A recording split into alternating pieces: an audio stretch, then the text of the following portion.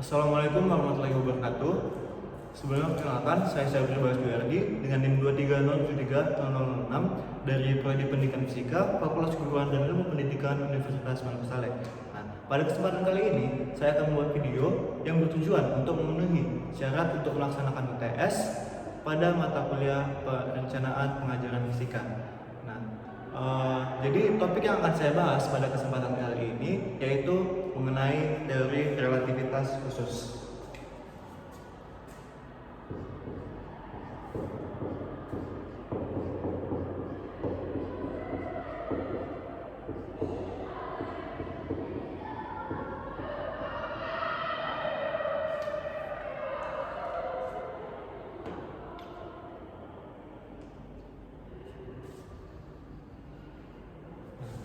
Teori relativitas khusus adalah sebuah teori yang dikembangkan oleh Albert Einstein pada tahun 1905.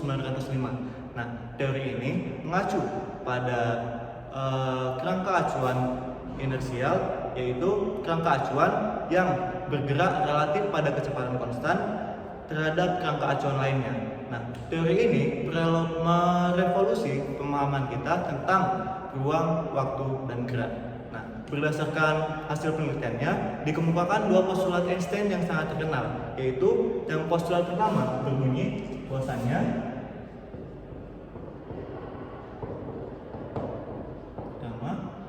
bahwa hukum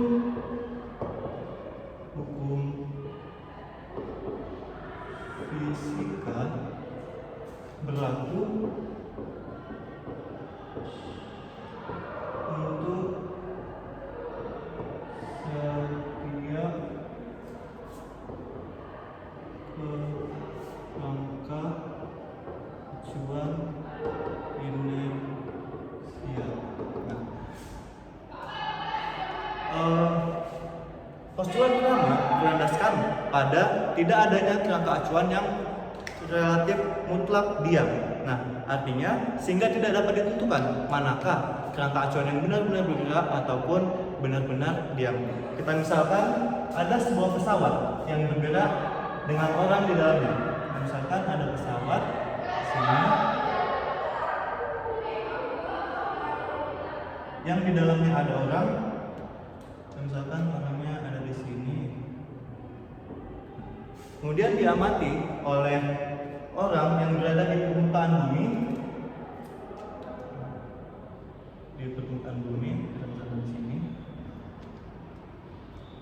Dia berada di permukaan bumi. Menurut pesawat A bergerak ke arah kanan dengan kecepatan v. Nah, menurut pengamat B, di sini pengamat B. Menurut pengamat B, pesawatlah yang bergerak dengan kecepatan konstan ke arah kanan sumbu X. Nah, tapi menurut pengamat yang ada di dalam pesawat atau pengamat A, pesawat ini diam, tetapi oranglah yang berada di dalam permukaan bumi yang bergerak berlawanan dengan arah pesawat. Hal inilah yang mendasari postulat yang pertama. Kemudian postulat yang kedua menyatakan bahwasannya cahaya yang merambat pada ruang hampa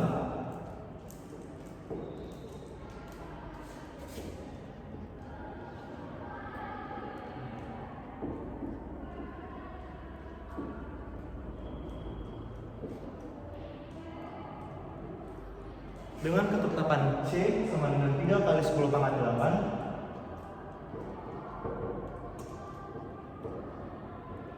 meter per sekon adalah sama untuk setiap pengamat. Sama untuk setiap pengamat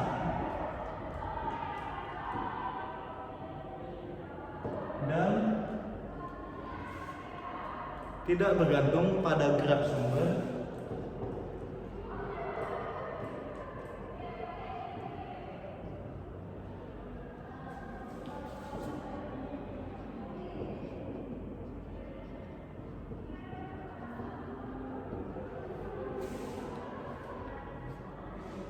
maupun kecepatan pengamat.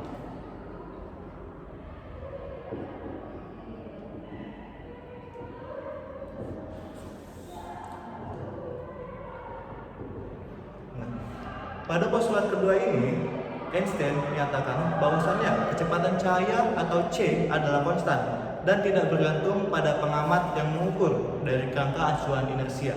Nah, segala pengukuran harus dibandingkan dengan kecepatan cahaya dan tidak ada kecepatan benda yang melebihi dari kecepatan cahaya.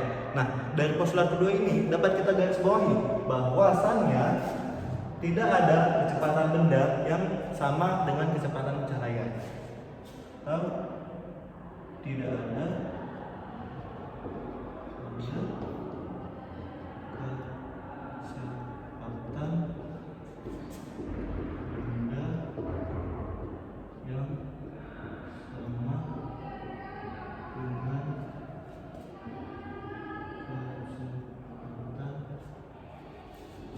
cahaya. Nah, mungkin pada pembahasan sebelumnya telah kita bahas bahwasannya dalam teori relativitas klasik, Newton menyatakan bahwa ruang dan waktu dianggap absolut. Namun, menurut Einstein, ruang dan waktu bersifat relatif bergantung pada pengamat pada teori relativitas khusus. Nah, sebagai gambaran, coba kita perhatikan gambar berikut. Di sini kita misalkan ada dua orang anak yang sedang bermain bersama. Nah, misalkan di sini ada si A yang berwarna biru dan si B yang berwarna merah.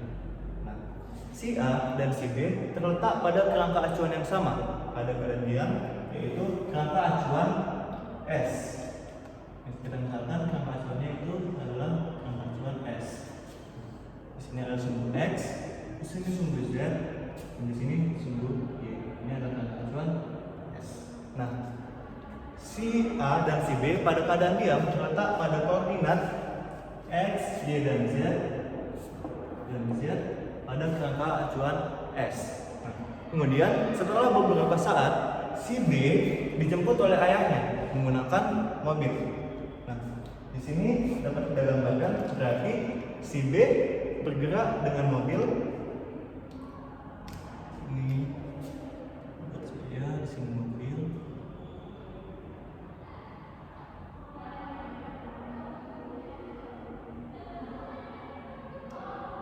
Dan si B di dalamnya.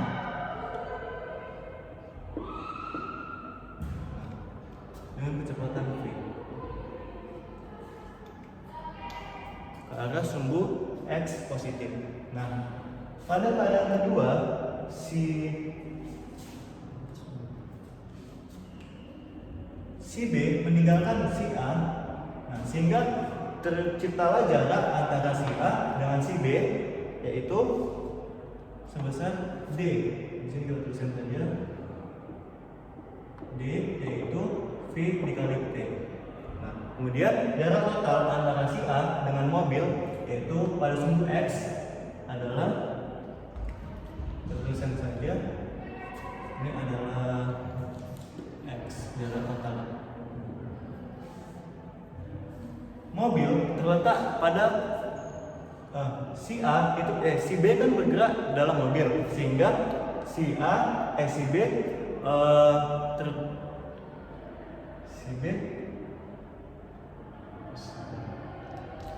sehingga B terletak pada kerangka acuan yang baru. Kita asumsikan yaitu kerangka acuannya adalah kerangka acuan X-aksen terhadap mobil. Nah, berarti di sini adalah kerangka acuan si B yang baru relatif terhadap mobilnya. Sini bisa kita tuliskan Z-aksen, sini adalah X-aksen, dan sini adalah Y-aksen. Dan kerangka acuannya kita misalkan adalah S-aksen. Nah, di sini ini kan kerangka acuan untuk si mobil, dan si B itu masih ada jarak antara dari dalam mobil sampai ke kerangka acuannya, sehingga di sini kita bisa asumsikan bahwa sini adalah X-aksen dan kecepatan si B itu relatif terhadap mobilnya dapat kita asumsikan sebagai V aksen. Nah, berdasarkan transformasi Galileo, kedudukan antara dua kerangka acuan ini dapat kita buatkan hubungannya sebagai, saya lupa. Di sini berarti si B terletak pada koordinat yang baru terhadap S aksen, yaitu X aksen, Y aksen, dan Z aksen. Nah, berarti hubungan antara kedua kerangka acuan tersebut dapat dituliskan sebagai X aksen sama dengan X dikurang V dikali T, Y aksen yang tetap sama dengan Y, Z aksennya sama dengan Z, dan T aksennya sama dengan T. Nah, namun pada teori relativitas khusus,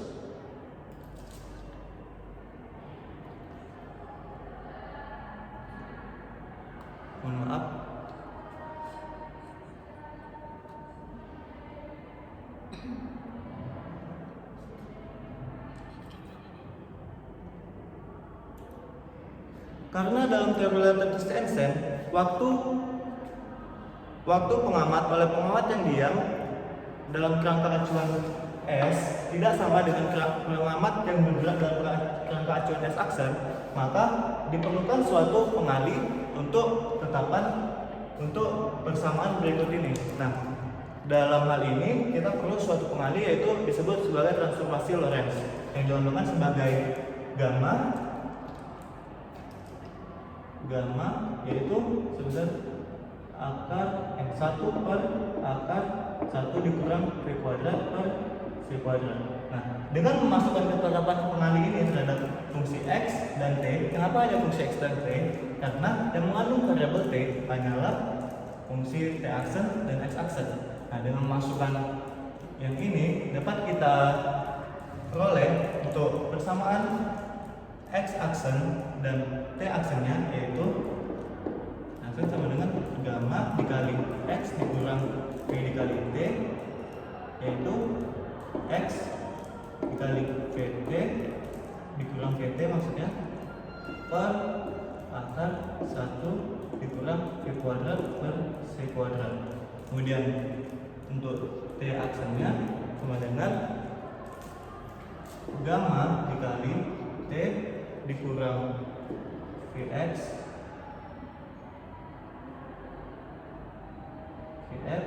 per C kuadrat sama dengan T dikurang Vx per C kuadrat. Maaf, salah. Vx per C kuadrat per akar 1 dikurang V kuadrat per C kuadrat. Nah, di sini kan kita peroleh persamaan untuk posisi dan waktunya. Nah, dari kedua persamaan ini dapat kita peroleh untuk persamaan kecepatan gerak bendanya, di mana untuk kecepatan gerak bendanya itu dapat kita tuliskan sebagai Vx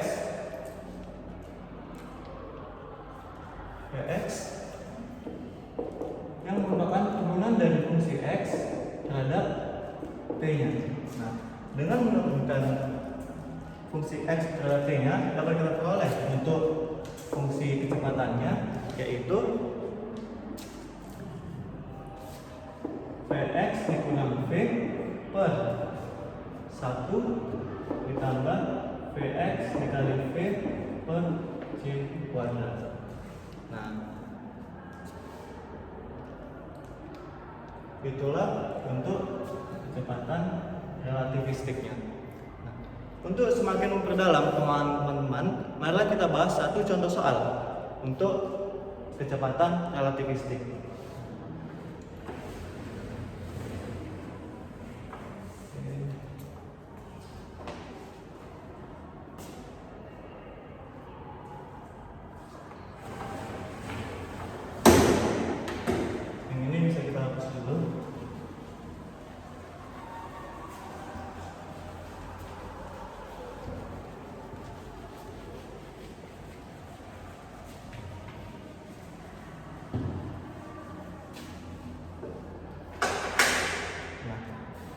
seorang ilmuwan di stasiun ruang angkasa, kita tuliskan dulu ya soalnya.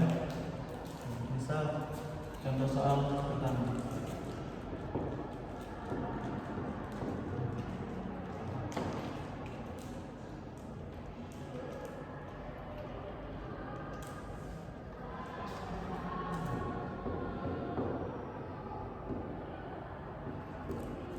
Seorang ilmuwan di stasiun ruang angkasa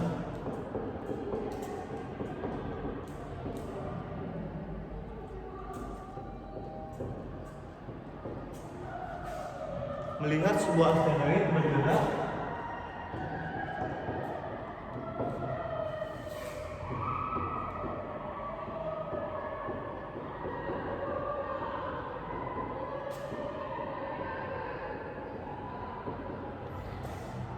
dengan kecepatan 0,8 c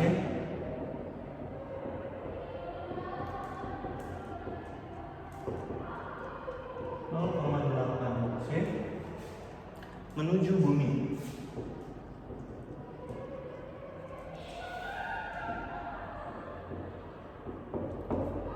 Nah, di saat yang sama, sebuah pesawat antariksa bergerak menuju asteroid.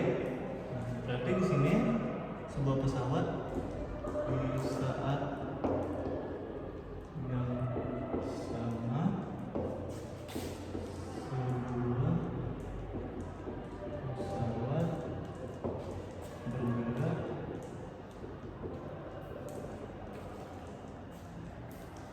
menuju asteroid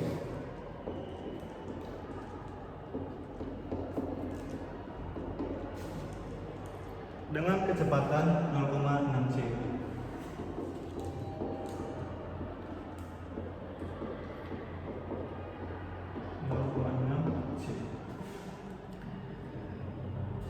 Menurut pengamat di stasiun ruang angkasa. Terus yang ditanyakan, berapakah kecepatan asteroid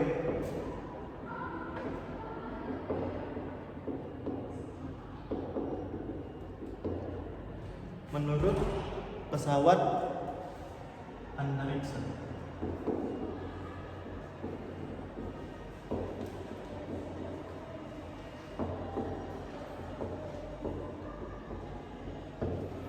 Nah, sebelum membahas soalnya, marilah kita gambarkan untuk sistemnya terlebih dahulu. Nah, di sini kan dari soal diketahui bahwa seorang ilmuwan di stasiun ruang angkasa. Nah, jadi pertama kita gambarkan dulu untuk orang yang berada di stasiun ruang angkasanya. Jadi kita asumsikan, misal di sini ada stasiun ruang angkasa. Ini di dalamnya ada orang. Di sini. Dia mengamati melihat sebuah asteroid bergerak dengan kecepatan 0,8 c menuju bumi. Berarti kita asumsikan misal di sini adalah bumi.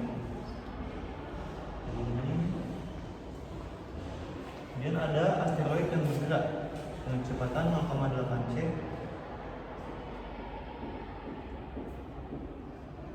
Ini sama dengan 0,8 c.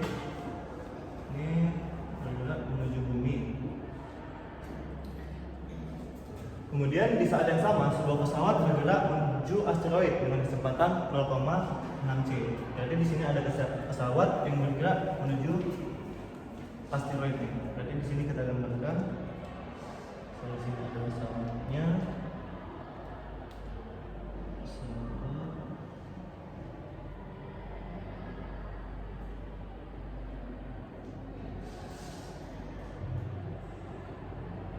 Menuju asteroid dengan kecepatan v sama dengan 0,6 c ke arah asteroidnya. Jadi arah geraknya ke asteroid tersebut. Yang ditanyakan adalah berapakah kecepatan asteroid terhadap pesawat antariksa. Berarti yang ditanya kecepatan si asteroid terhadap si antariksanya. Oke. Di sini bisa kita gunakan persamaan yang di sini. Nah, berarti kan diketahui dari soal Teruskan lagi, diketahui Vx aksennya itu adalah kecepatan si asteroid adalah 0,8 c. Kemudian kecepatan si pesawat kita asumsikan sebagai v sama dengan 0,6 c. Yang ditanya adalah kecepatan asteroid terhadap pesawat, atau kita asumsikan saja sebagai Vx. Vx sama dengan berapa? Nah, kita menggunakan rumus yang ini, di mana Vx sama dengan Vx aksen dikurang v. Maaf, sepertinya salah di sini. V. Tapi jawab Vx sama dengan Vx aksen ditambah v per 1 ditambah Vx dikali v per c kuadrat. Nah, Vx aksennya kan sudah diketahui, tinggal dimasukkan 0,8 ditambah 0,6 c per 1 ditambah Vx aksennya itu 0,8 c dikali 0,6 c per c kuadrat. Di sini kan ada c kuadrat, di sana ada c. Nah, c dikali c hasilnya c kuadrat. Berarti yang ini bisa kita sama-sama bagi. Dan disalah yang ini 0,8 ditambah 0,6 c hasilnya 1,4 c per 1. 0,8 dikali 0,6 hasilnya 0,48. 1 ditambah 0,48. Kita naik ke atas saja ya. Berarti 1,4 c dibagi 1 ditambah 0,48 hasilnya 1,48. 1,4 dibagi 1,48 hasilnya 0,946 c. Nah, hasilnya.